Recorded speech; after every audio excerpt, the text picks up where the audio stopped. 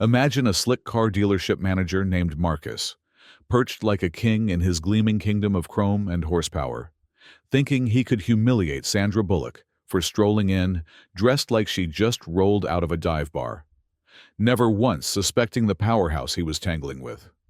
But then, Keanu Reeves roared onto the scene and did something so jaw-dropping, it left everyone in the showroom frozen, mouths gaping, and trust me, you won't believe how this wild ride ends.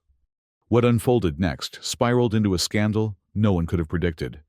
A showdown so epic, it's already the stuff of legend.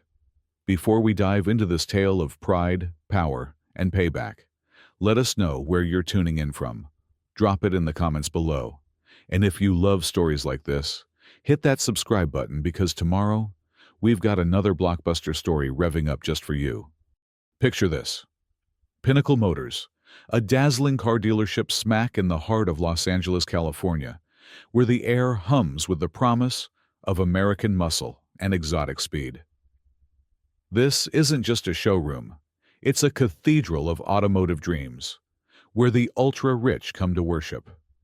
The floors shine with polished concrete, reflecting rows of high-end beasts, sleek Corvettes, roaring Mustangs, and a $350,000 Dodge Viper sitting like a crown jewel under soft spotlights.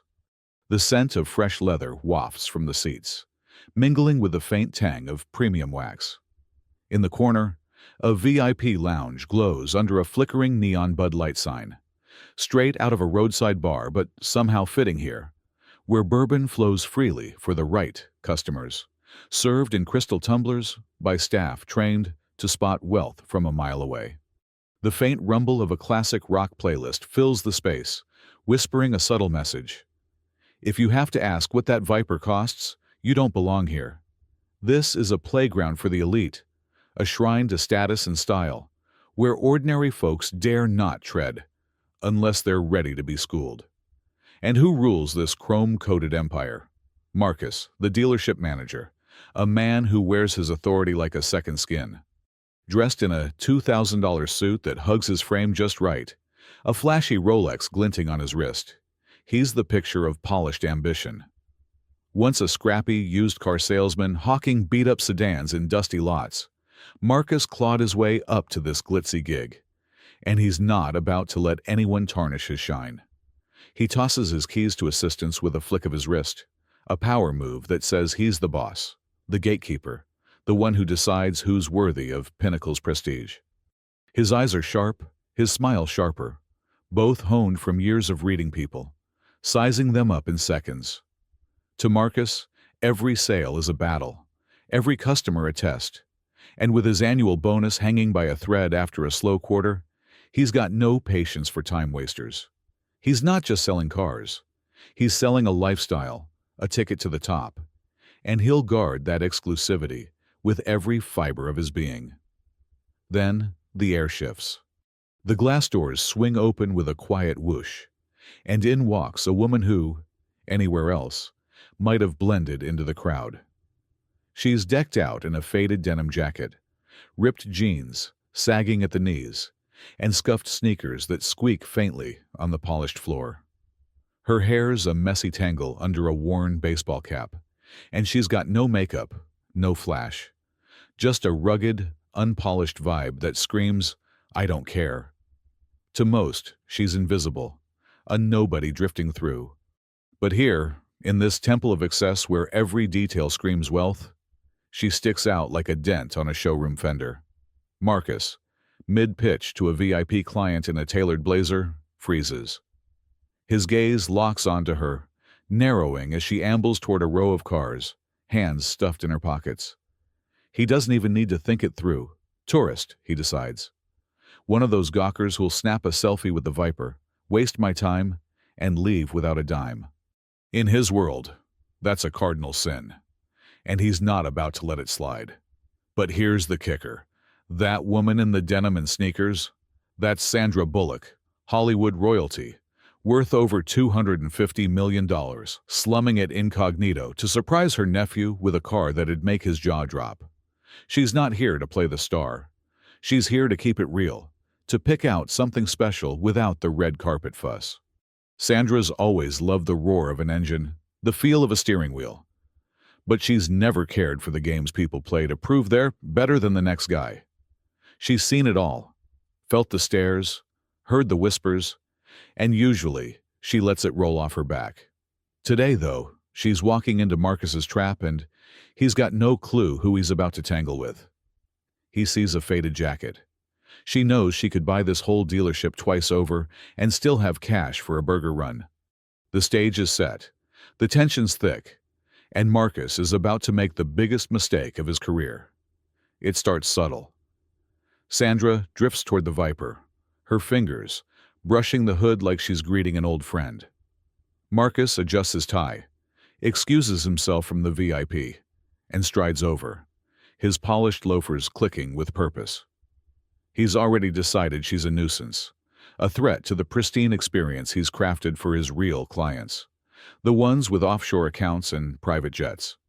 He's got a bonus riding on this month, and no scruffy dreamer's going to tank his numbers. His mind's made up. He'll humiliate her, send her packing, and keep Pinnacle Motors pure. What he doesn't know, what he couldn't possibly guess, is that he's about to pick a fight with a legend. And the showdown's going to be one for the books. Because just when Marcus thinks he's got the upper hand, Keanu Reeves is going to roll in. Yes, the Keanu Reeves, and flip this whole scene upside down in a way that'll leave everyone speechless. Buckle up, because this isn't just a story. It's a full-on collision of pride and justice, and the crash is going to be epic. The showroom at Pinnacle Motors buzzed with a quiet, polished energy, the kind that hums beneath the surface of wealth and power. Rows of gleaming cars, Mustangs, Corvettes, and that $350,000 Dodge Viper centerpiece stood like silent sentinels, their chrome curves catching the soft glow of overhead lights. The faint scent of leather and wax hung in the air, a reminder of the luxury that defined this place. Marcus, the dealership manager, was in his element, mid-pitch to a VIP client, a tech mogul in a crisp blazer, nodding as Marcus dangled the keys to a Tesla Roadster like a carrot. His voice was smooth, practiced, every word dripping with the confidence of a man who'd turned dusty lots into this glitzy empire. His $2,000 suit gleamed almost as bright as the cars, and that Rolex on his wrist ticked like a metronome of his self-worth. He was on a roll, one sale away from locking in his bonus, when the glass doors hissed open, and everything changed. Sandra Bullock stepped into the showroom, her scuffed sneakers squeaking faintly against the polished concrete. She wore a faded denim jacket, ripped jeans sagging at the knees, and a baseball cap pulled low, her messy hair spilling out the back. To the untrained eye, she was just another LA drifter, maybe a tourist who'd wandered off Sunset Boulevard looking for a free thrill. But Sandra wasn't here for selfies. She was here to surprise her nephew with a car that'd make his teenage dreams come true. She loved the roar of an engine, the way a good ride could feel like freedom. And today, she was in no mood for the Hollywood spotlight. She just wanted to browse, to feel the moment, not play the star. As she strolled toward a cherry-red Mustang, her fingers brushed the hood, tracing its sleek lines like an old friend. She hummed Sweet Caroline under her breath, a soft, absent-minded nod to countless baseball games and backyard barbecues, a slice of American nostalgia that grounded her in this sea of excess. It was subtle, but it was her, and for a moment, she was lost in the simple joy of it. Marcus, though, saw none of that.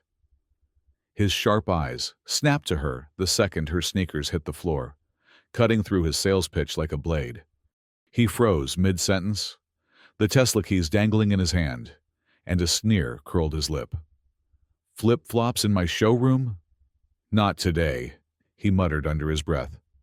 Though Sandra's sneakers weren't quite flip-flops, they were just worn enough to offend his pristine standards.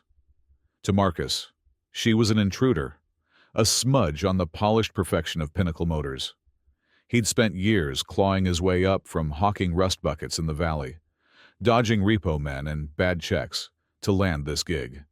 This wasn't just a job, it was his kingdom, and he'd be damned if some denim-clad nobody ruined the vibe for his high rollers. His VIP client raised an eyebrow, but Marcus waved it off with a tight smile, already plotting his move. He saw her as a tourist, a gawker, one of those types who'd ogle the Viper, maybe snap a pic for Instagram, then slink out without dropping a dime. In his world, that was unforgivable. With a flick of his wrist, he tossed his keys to an assistant, a power move he'd perfected, and strode toward Sandra, his loafers clicking with purpose. He squared his shoulders, adjusting his tie like a knight donning armor, and plastered on a smile that didn't reach his eyes. "Can I help you, ma'am?" he said, his voice dripping with fake charm, the kind he'd used 1,000 times to hustle buyers into overpriced sedans. He paused, letting the silence hang just long enough to make her feel small, then leaned in slightly. "We've got a used Civic out back. $10,000 cash only. More your speed." The words slithered out, slick and condescending, laced with the unspoken assumption that she couldn't possibly afford the showroom's best. It wasn't just an insult. It was a scam, a calculated shove toward a junker he'd been itching to unload, a beat-up relic with a dodgy transmission he'd marked up to fleece the naive. His tone said it all. "You don't belong here, and I'm going to prove it." Sandra turned slowly, her fingers still resting on the Mustang's hood, and met his gaze. She'd felt eyes like his before, judging, dismissing, sizing her up and finding her wanting. But she wasn't fazed. A smirk tugged at the corner of her mouth, sharp and knowing, as she tilted her head. "Nice hustle," she said, her voice low but steady, a nod to the street smarts she'd picked up long before Hollywood came calling. It was a jab, subtle but pointed, calling out his game without breaking a sweat. Then she stepped it up, her eyes flicking to the Viper across the room. "But I'm eyeing that Viper. How's it handle?" The question hung in the air, casual but loaded, a test of just how far Marcus would push this. She wasn't here to flaunt her wealth. She didn't need to. But she was curious to see how deep his arrogance ran. Marcus blinked, caught off guard for a split second, then let out a laugh, a short barking sound that echoed off the showroom walls. "That's $350,000, sweetheart," he said, leaning on the pet name like a weapon. "Maybe stick to something practical." His smile widened, but it was all teeth, no warmth. A predator sizing up prey he was sure he'd already cornered. He crossed his arms, his Rolex catching the light, and doubled down. "The Viper's for serious buyers, folks who know what they're getting into. Not sure it's your thing." He was so sure of himself, so convinced she was out of her depth, that he didn't even consider the possibility he was wrong. To him, she was a mark, a nobody he could swat away and get back to his real clients. His bonus was on the line, and he wasn't about to let some scruffy dreamer derail his numbers. Sandra didn't flinch. She pressed her lips together, suppressing a full grin, and tilted her head again. "Oh, I'll think about it," she said, her tone light but laced with something Marcus couldn't quite place, a quiet confidence that set off a tiny alarm in the back of his mind. She was playing along, letting him dig his own grave, and she was good at it. She'd dealt with guys like him before, small men with big egos, drunk on their own power, and she knew how to wait them out. Her fingers tapped the Mustang's hood one last time, a soft rhythm to Sweet Caroline as she stepped toward the Viper, her sneakers squeaking defiantly. Marcus watched, his sneer faltering just a hair, but he shook it off. He'd made up his mind. She was leaving humiliated, one way or another. What he didn't know, what he couldn't have guessed, was that Sandra Bullock wasn't just any customer. And the real storm was still brewing, waiting to roll in on a Harley with Keanu Reeves at the throttle. The air in Pinnacle Motors thickened, a storm brewing beneath the polished chrome and leather sheen. Sandra Bullock stood by the Mustang, her fingers still lingering from her earlier brush with its hood, but now her eyes roamed the showroom, landing on a sleek display case near the $350,000 Dodge Viper. Inside, a row of key fobs gleamed, each one a ticket to horsepower heaven, etched with the logos of the dealership's elite offerings. She stepped closer, her scuffed sneakers squeaking defiantly, and reached out, plucking a Viper fob from its velvet perch. She turned it over in her hand, feeling its weight, a faint smirk tugging at her lips as she imagined her nephew's face when she handed it over. To her, it was a moment of quiet joy, a connection to the gift she'd come to give. But to Marcus, it was an act of war. Marcus, pacing near the VIP lounge where bourbon swirled in crystal tumblers, caught the movement out of the corner of his eye. His head snapped up, his $2,000 suit creasing as he stiffened. "Put that down! You'll scratch it," he barked, his voice cutting through the showroom's low hum like a revving engine. He stormed over, his loafers clicking with fury, and stopped just short of Sandra, looming over her with a glare that could melt steel. "Let's be real, this ain't your league," he added, his tone a venomous mix of disdain and disbelief, as if she'd dared to touch something sacred. In America, cars aren't just machines. They're icons, extensions of identity. And that key fob was a symbol of everything Marcus held dear. To him, Sandra's denim jacket and ripped jeans marked her as an outsider, a trespasser in his kingdom of chrome, and he wasn't about to let her grubby hands sully his domain. He flicked his wrist, tossing his own keys to Ellie, his assistant, hovering near the counter, and snapped, "Watch her!" The command was sharp, accusing, treating Sandra like a thief who'd slipped the fob into her pocket and bolt. Ellie's eyes widened, her hands fumbling with the keys, but she didn't move, rooted by a flicker of doubt. Across the showroom, the scene didn't go unnoticed. A TikTok influencer, some kid in a hoodie with a phone on a gimbal, had been filming a day in LA vlog, panning across the cars with a lazy narration. He swung his lens toward the commotion, zooming in as Marcus's voice rose. "This guy's wild," he whispered into his mic, his followers spiking with every second of the unfolding drama. The kid's presence was pure 2025, a digital witness to the chaos, his live stream chat already buzzing with, "What's happening? And this is gonna blow up." Near the VIP lounge, a handful of high rollers sipped their bourbon, smirking over the rims of their glasses. One, a guy in a Tesla jacket, nudged his buddy. "She's got guts, but he's gonna eat her alive." Their amusement was palpable, a mix of schadenfreude and entitlement, enjoying the show like it was a sport.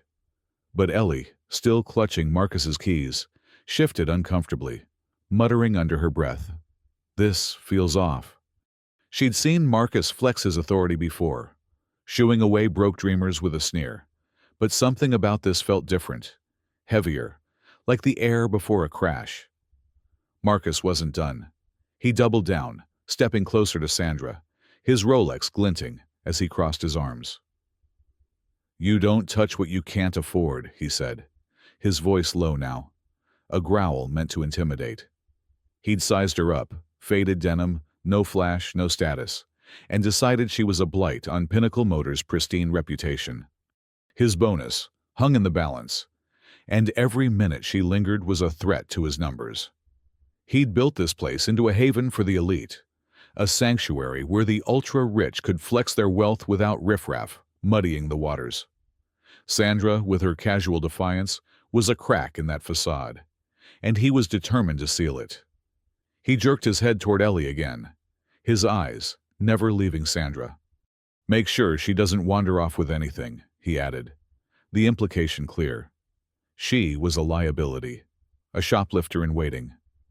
Ellie hesitated, her fingers tightening around the keys, a knot forming in her gut. She didn't like this, didn't like the way Marcus's arrogance was spiraling.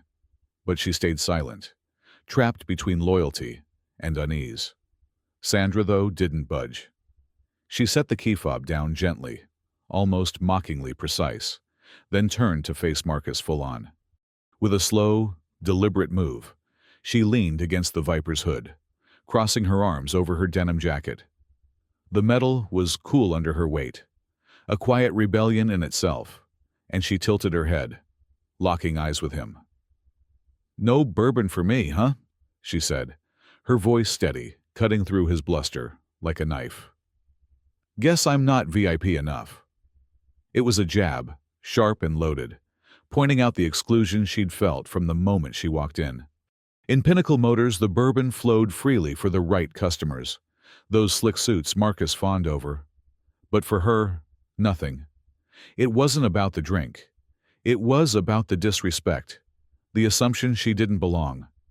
The snub felt gritty, American, a far cry from champagne flutes, but just as telling, a middle finger wrapped in Southern hospitality. Marcus scoffed, a harsh, dismissive sound that echoed off the showroom walls. "We save that for real buyers," he shot back, leaning on real, like it was a gavel slamming down. His eyes raked over her, sneakers, jeans, that faded jacket, and his lip curled. "There's a Kia lot down the street. Try there." The words were a gut punch, a blatant shove out the door, dripping with the certainty that she was too small for his world. He smirked, thinking he'd won, picturing her slinking out, tail between her legs, leaving his kingdom intact.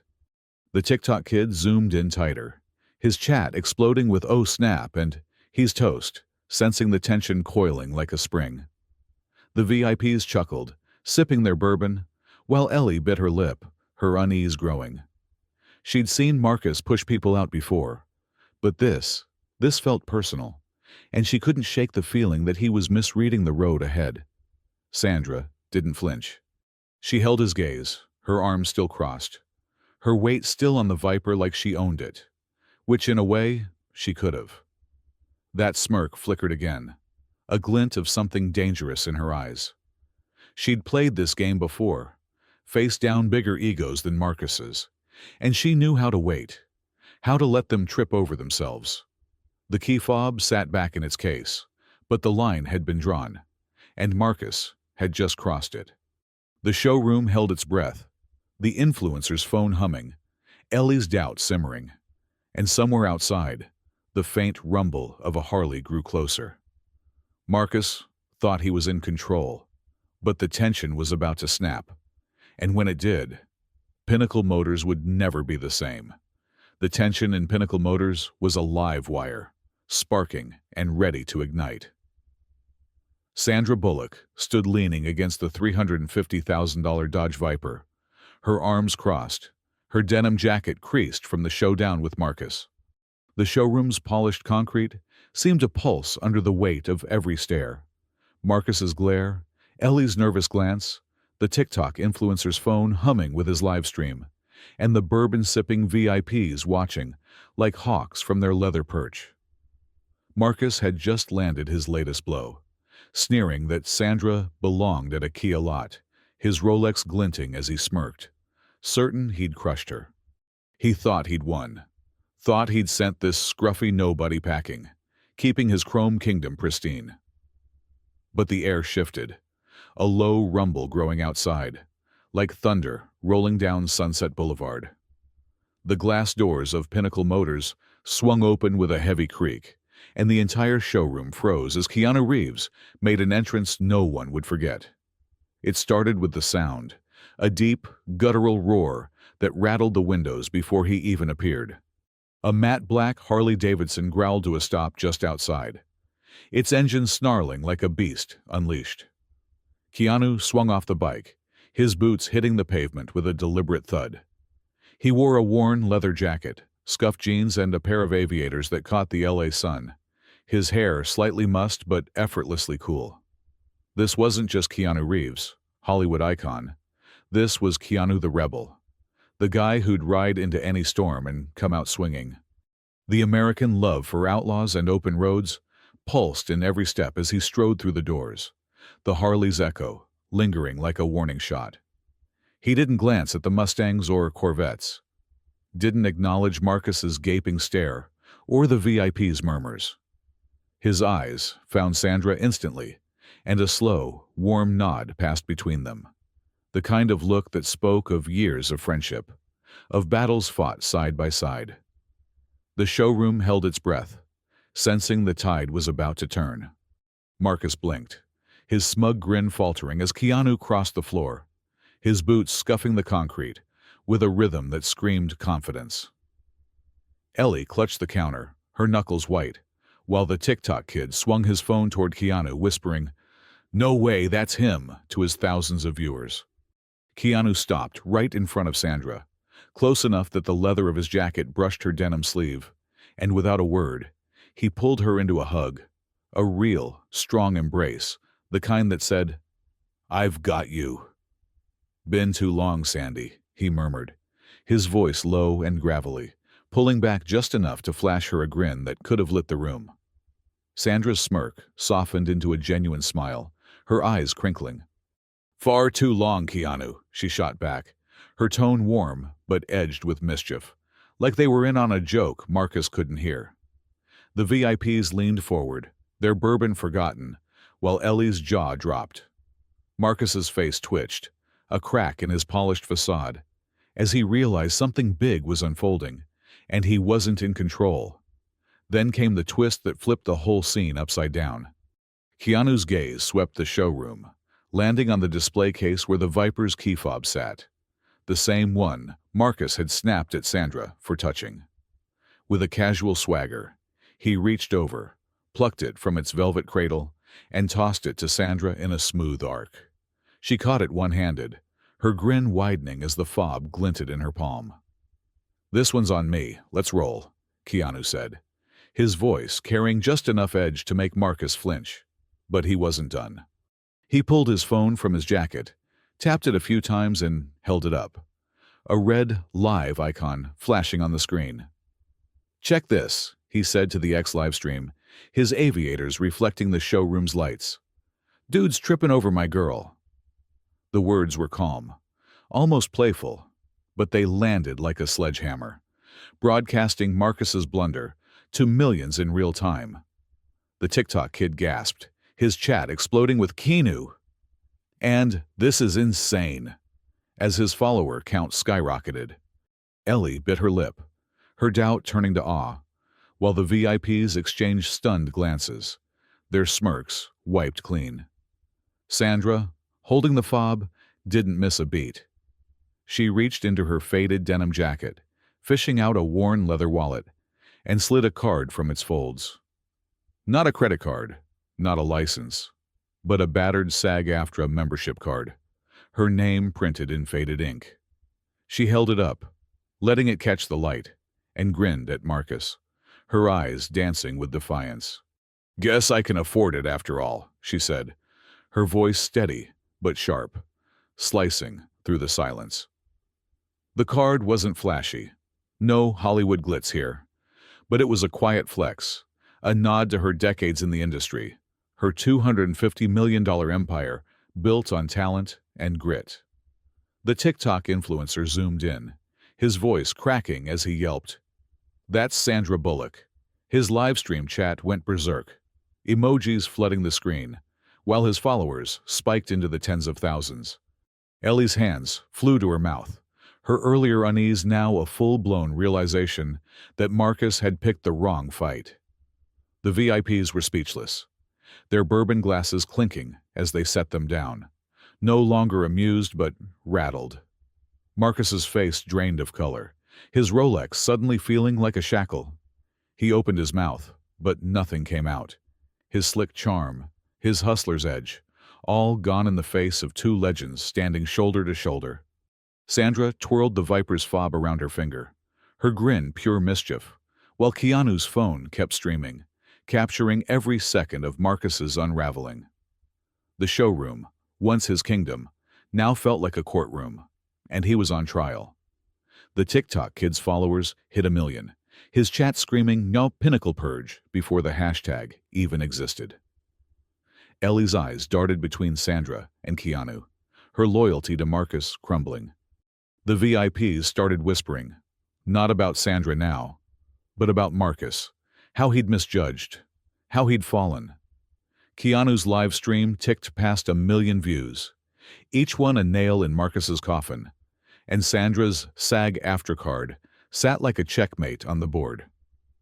The game had changed, and Marcus didn't even know how to play anymore. Outside, the Harley's engine cooled, but inside, the heat was just getting started, and Pinnacle Motors was about to burn. The showroom at Pinnacle Motors was a pressure cooker, and Keanu Reeves had just lit the fuse. Sandra Bullock stood by the $350,000 Dodge Viper, twirling its key fob like a trophy, her SAG-AFTRA card still glinting in her hand as proof of her quiet power. Keanu, leather jacket creased from his Harley ride, held his phone steady, the X livestream ticking past 1 million views and climbing fast. His words, "Dudes, trippin' over my girl," still hung in the air, a casual indictment that had turned Marcus's kingdom into a house of cards. The TikTok influencer's phone buzzed with 1 million followers of his own, his chat screaming, "Sandra and Keanu," as the scene spiraled out of control. Marcus stood frozen, his $2,000 suit suddenly looking like a costume, his Rolex a useless prop on a sinking ship. He'd misjudged Sandra, underestimated Keanu, and now the backlash hit like a freight train, immediate and unrelenting. It started with the VIPs, those bourbon-sipping high rollers Marcus had spent years courting. A tech bro in a Tesla jacket, some startup hotshot who'd been eyeing a Cybertruck, slammed his glass down on the lounge table, the amber liquid sloshing over the edge. "If they diss Sandra Bullock, I'm out," he snapped, his voice cutting through the showroom's stunned silence. He grabbed his laptop bag, slung it over his shoulder, and stormed toward the glass doors, his sneakers squeaking louder than Sandra's had. The move was pure LA. Startup culture doesn't mess around when its icons are slighted, and Sandra was one of their own. Another VIP, a guy in a tailored blazer who'd been drooling over a Mustang, stood up, shaking his head. "This place is done," he yelled, loud enough for the TikTok kid to catch it on mic, his followers flooding the chat with fire emojis. The exodus was instant, a domino effect of wealth walking out, leaving Marcus gaping as his precious clientele, his bonus lifeline, vanished into the LA sun. The showroom, once a temple of exclusivity, now felt like a ghost town in the making. Ellie, the assistant, watched it all from behind the counter, her hands still clutching Marcus's tossed keys. She'd hesitated before, muttering, "This feels off," when Marcus had doubled down on Sandra. And now that doubt hardened into something else. Resolve. Her eyes flicked to Sandra, then Keanu, then back to Marcus, whose face was a mask of panic beneath his crumbling bravado. She took a deep breath, her fingers trembling as she reached for the Pinnacle Motors badge pinned to her blouse. With a quick rip, she tore it off, the sound sharp in the tense air, and slammed it onto the counter. "I'm not scamming people for you, Marcus," she said, her voice steady but loud enough to carry. It was a stand, a line in the sand, and it hit harder because of her earlier unease. She'd seen the scam with the $10,000 Civic, felt the weight of Marcus's sleaze, and now she was done. She stepped around the counter, grabbing a stack of Viper paperwork from a drawer, and walked straight to Sandra. "You deserve this," she said, handing it over with a nod, her eyes bright with a mix of nerves and pride. Sandra took it, her grin softening into something grateful, while Keanu gave Ellie a quiet thumbs up, his live stream still rolling. Marcus staggered back, his hands fumbling for words that wouldn't come. "Ellie, what?" he stammered. But she didn't look back, and the room didn't care. Because right then, the real explosion hit, not in the showroom, but online. Keanu's X livestream rocketed to 10 million views in minutes, a tidal wave of outrage and awe crashing across the platform. The TikTok kid's feed synced up, his 1 million followers typing "Cheer Pinnacle Purge" before it even trended, and trend it did, fast. X lit up with the hashtag, a digital wildfire spreading from LA to every corner of the globe. Comments poured in. Marcus is cooked. Sandra and Keanu just ended this dude. Boycott Pinnacle. Then came the corporate blow. A tweet from Ford's CEO, verified blue check and all. Sandra, pick any truck. Our treat. We don't play games with legends. It was a flex, a public slap at Pinnacle Motors, and the crowd ate it up, retweets hitting six figures in an hour.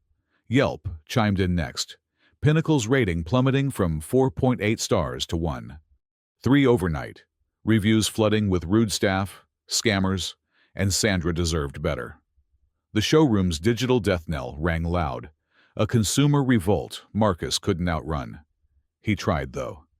As Keanu's phone kept streaming, Marcus lurched forward, his voice cracking. I didn't know, he pleaded, his hands up like a man begging for mercy. The live stream caught it all. His sweat-slicked forehead, his Rolex slipping down his wrist, his suit rumpled as he stumbled over his own excuses. I didn't know who she was, I swear. But the words sounded hollow, pathetic, drowned out by the TikTok kid's laugh and the VIP's retreating footsteps. Ellie shook her head, stepping closer to Sandra and Keanu, her badge still lying on the counter like a discarded relic. The Tech Bros exit had sparked a chain reaction. Another VIP, a woman in designer shades, grabbed her purse and muttered, If they treat her like that, what about us? She was out the door before Marcus could blink, her heels clicking a final goodbye. The showroom, once his fortress, was now a courtroom, and the verdict was in, guilty. Sandra twirled the Viper's fob again, her SAG-AFTRA card back in her wallet, her grin unshaken. Keanu lowered his phone just enough to meet Marcus's eyes, his aviators reflecting the manager's pale face.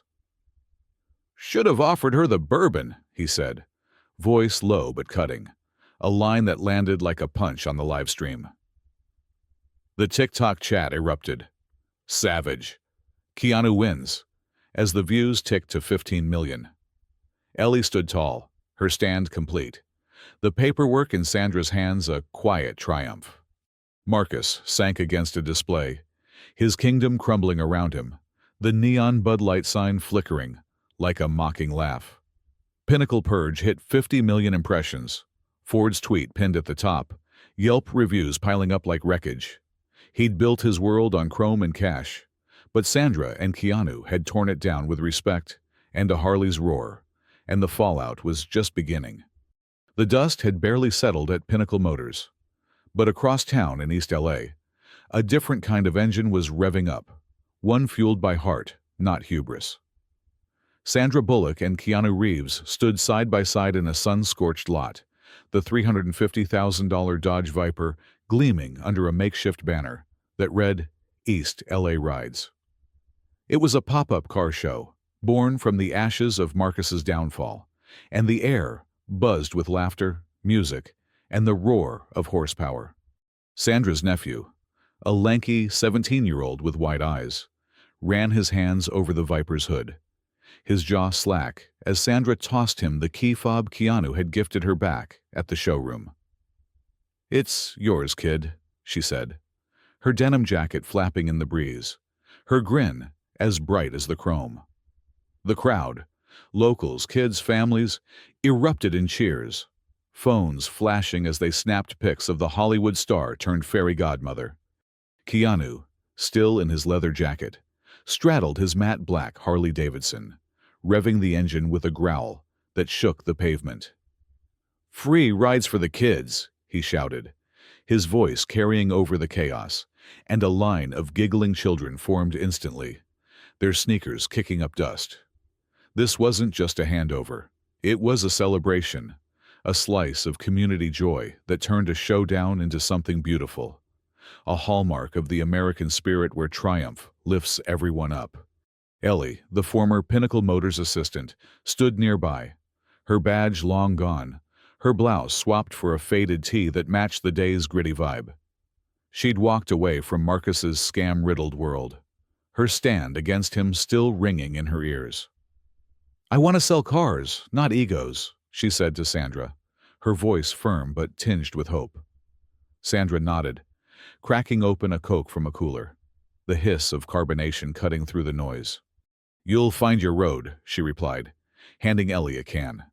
Keanu dismounted his Harley, joining them as a kid zoomed off on a ride and gave Ellie a quiet smile. "I know some folks, good people. We'll get you started," he said, his aviators glinting. It was a promise, a lifeline, and Ellie's shoulders relaxed, a weight lifting as she sipped her Coke. The trio stood there, surrounded by revving engines and cheering voices, a testament to what happens when respect trumps arrogance, a lesson Marcus was learning the hard way across town. Because while East LA roared with life, Marcus sat alone in a dim pawn shop, the neon "Cash Now" sign flickering outside. His $2,000 suit was rumpled, his tie gone, and his Rolex, the symbol of his once unshakable status, lay on the counter, traded for a wad of bills he clutched like a lifeline. His phone glowed in his hand, X open to the Shaw Pinnacle Purge hashtag, now at 50 million views and climbing. Comments scrolled past. "Karma's real. Sandra and Keanu owned him. Never shopping there again." Each one a dagger in the ruins of his career. The Yelp rating for Pinnacle Motors sat at 1.3 stars, buried under reviews he couldn't unread, and Ford's tweet offering Sandra a truck still stung like salt in a wound. He'd pawned his pride along with that watch, a man who'd built his world on chrome and cash only to watch it crumble under the weight of his own misjudgment. The silence around him was deafening, a stark contrast to the East LA lot where life bloomed from his downfall. Sandra took a long sip of her Coke, the cold bite grounding her, as she watched her nephew peel out in the Viper, the crowd whooping. "Fancy wheels don't make you king. Respect does," she said, her voice soft but firm, a truth carved from decades of navigating fame's highs and lows. Keanu nodded, leaning against his Harley. "Amen," he said simply, his gravelly tone sealing it. It wasn't just about the cars or the showdown. It was about dignity, about seeing people for who they are, not what they wear or drive. Across town, Marcus had missed that, blinded by his own ego, and now he paid the price. But here, in East LA, that lesson took root. Ellie learned it, stepping away from a toxic gig to chase something real. The kids on Keanu's Harley learned it, giggling as a star treated them like family. And Sandra's nephew learned it, driving off with a gift that came from love, not status. "In America, you don't need chrome to shine, just a damn good heart," Sandra said, raising her Coke to the crowd. They cheered, a wave of sound that drowned out the engines. And Keanu grinned, cranking a portable speaker to life. Bruce Springsteen's "Born to Run" blasted out. Its raw, open-road energy wrapping the lot in a perfect bow. Freedom, grit, and hope. The American trifecta. Kids danced, parents clapped, and Ellie laughed, her Coke can clinking against Sandra's in a toast to new beginnings. The Viper roared past, a symbol of victory shared, not hoarded. Marcus's loss wasn't just his. It was a mirror for anyone who'd ever judged too quick, who'd forgotten that power isn't in what you own, but in how you lift others up. And here's where we turn to you, the folks who've ridden this story with us. Thank you, seriously from the bottom of our hearts, for sticking around, for cheering Sandra and Keanu on, for feeling Ellie's courage and Marcus's crash. You're why we tell these tales, why we dig into the messy, beautiful stuff that makes us human. This isn't just about a car or a comeback. It's about respect, about second chances, about knowing that a good heart beats any fancy facade. If this hit you, if it made you think or smile, drop a comment. Tell us where you're watching from, what you'd have said to Marcus, or what car you'd pick if Keanu tossed you the keys. And please, hit that subscribe button, because tomorrow, we've got another story revving up, one packed with hope, compassion, and maybe a little more horsepower. You've made this journey epic, and we're so grateful to have you along for the ride. Marcus scrolled X1, last time. The pawn shop's hum his only company. While in East LA, Springsteen faded out to cheers. Sandra and Keanu exchanged a look. Quiet, knowing. The kind that says the real win isn't in the fight, but in what comes after. Ellie joined the kids, her laugh rising above the din. A new road ahead. In America, Chrome might catch the eye, but heart steals the show. And that's a truth worth driving home.